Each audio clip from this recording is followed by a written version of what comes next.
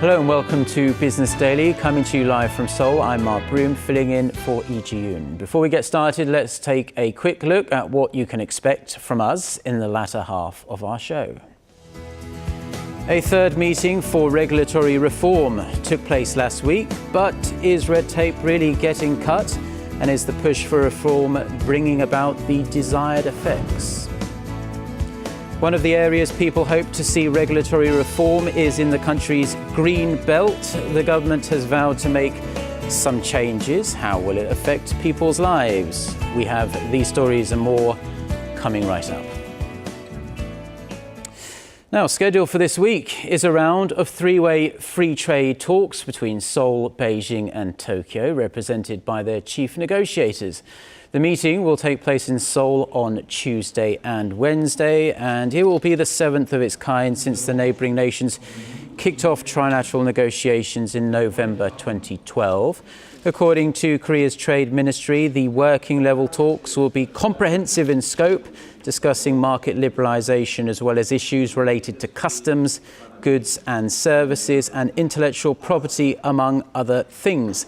Now, separately, Seoul has reached a deal on a bilateral FTA with Beijing, but one with Tokyo has been stalled for over a decade now, mostly due to Japan's resistance to opening up its agricultural sector. Korea became the heaviest investor in mainland China during the first quarter of this year, aside from Hong Kong, pouring roughly $1.6 billion into the country. The Korea International Trade Association says Korea surpassed other large investors like Japan, Singapore and Taiwan.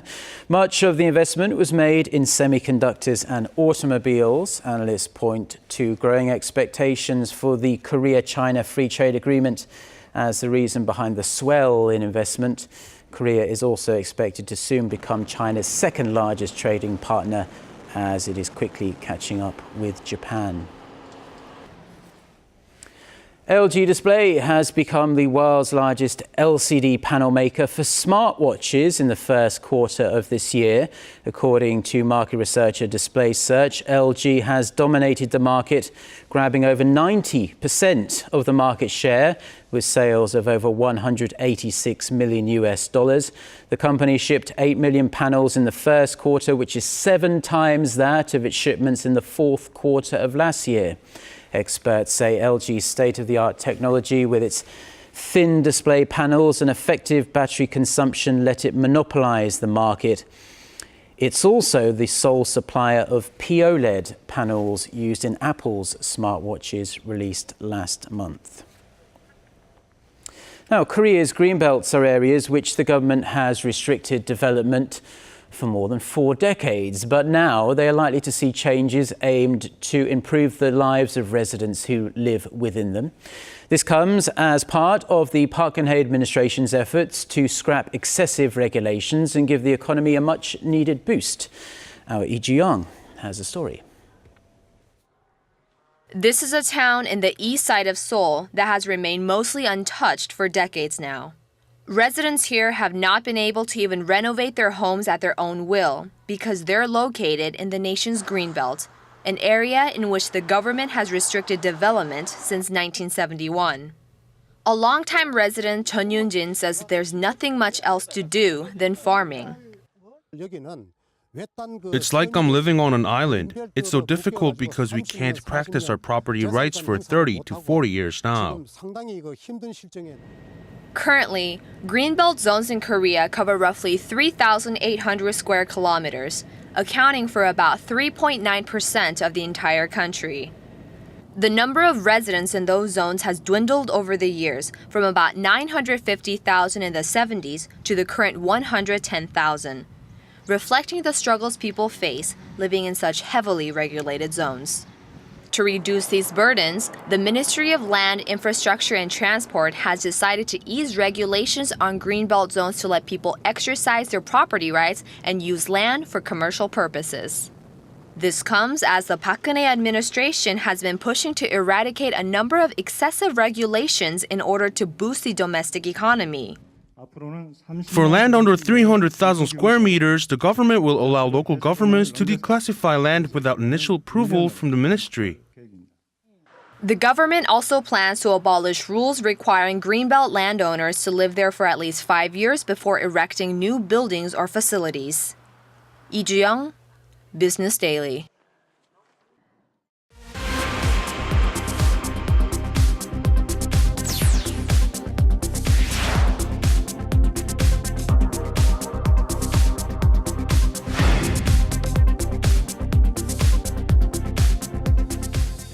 Round 3 of President Park Geun-hye's ministerial meeting on regulatory reform took place last week. Here, ministries announced a number of plans to cut red tape, just as you heard in our Greenbelt Deregulation story, to open up more opportunities for economic growth.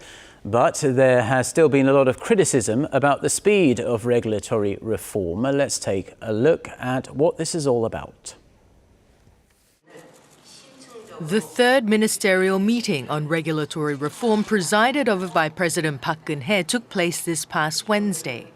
이제 우리도 경제 회복과 청년 일자리 창출을 위해서 보다 과감한 규제 개혁에 나서야 하겠습니다.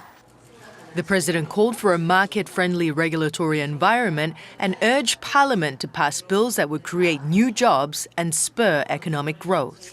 상당수의 경제 활성화 법안이 2년이 되도록 아직도 통과되지 못하고 있어서 정말 안타깝습니다. 제가 이렇게 애가 타는데 당사자들은 얼마나 애가 타겠습니까?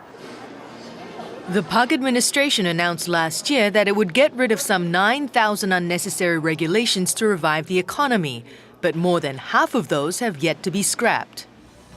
What are some of the main obstacles in eliminating such regulations, and what lies ahead in the government's push for regulatory reform?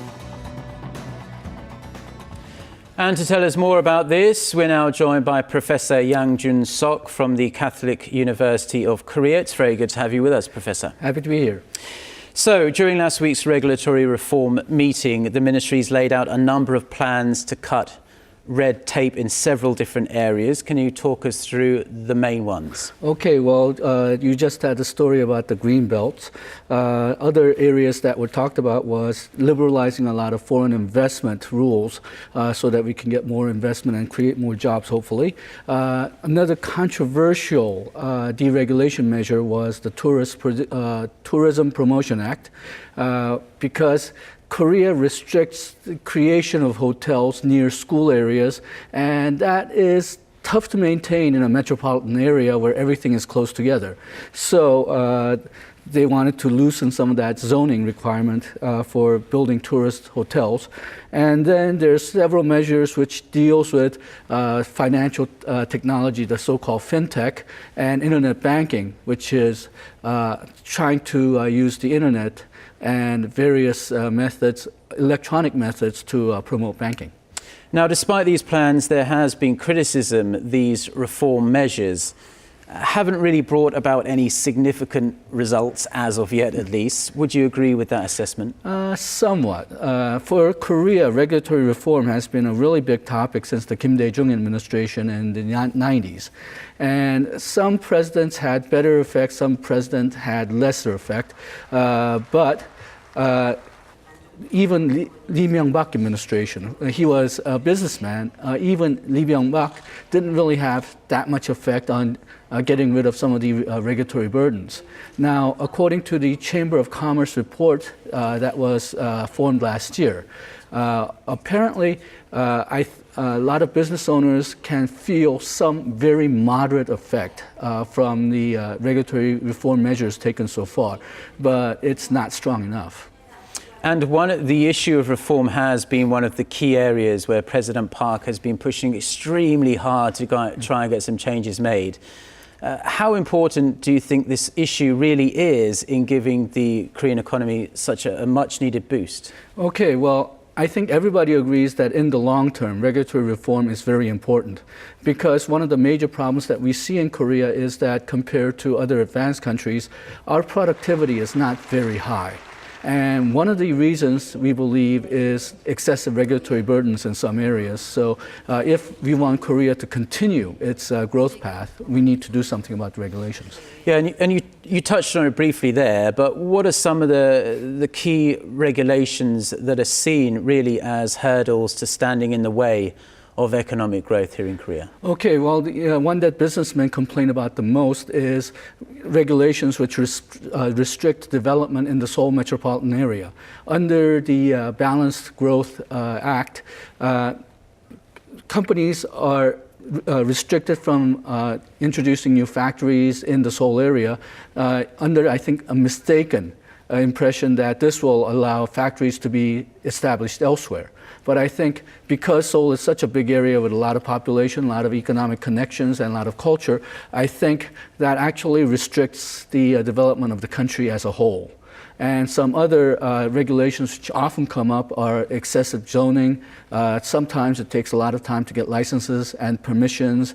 And then there's some administrative guidance, which is not really formal regulations, but it's the government workers, administrators, trying to affect the economy somewhat and does it in an inefficient way.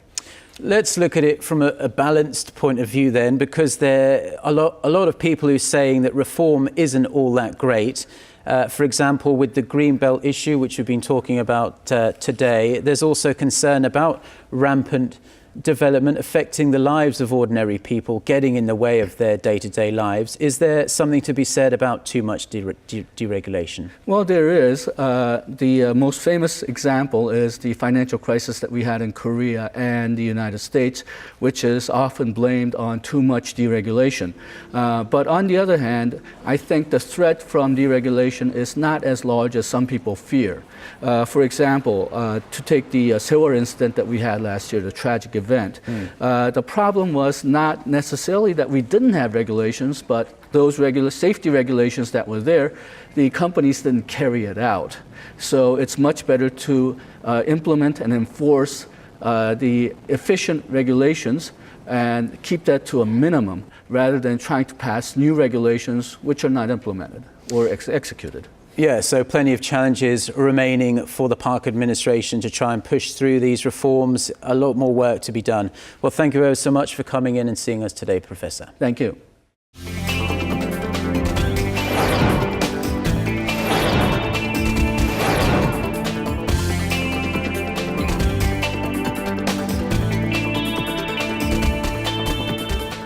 All right, well, that does it for now. We'll be back tomorrow, so don't forget to tune in then. Thanks ever so much for watching. Goodbye.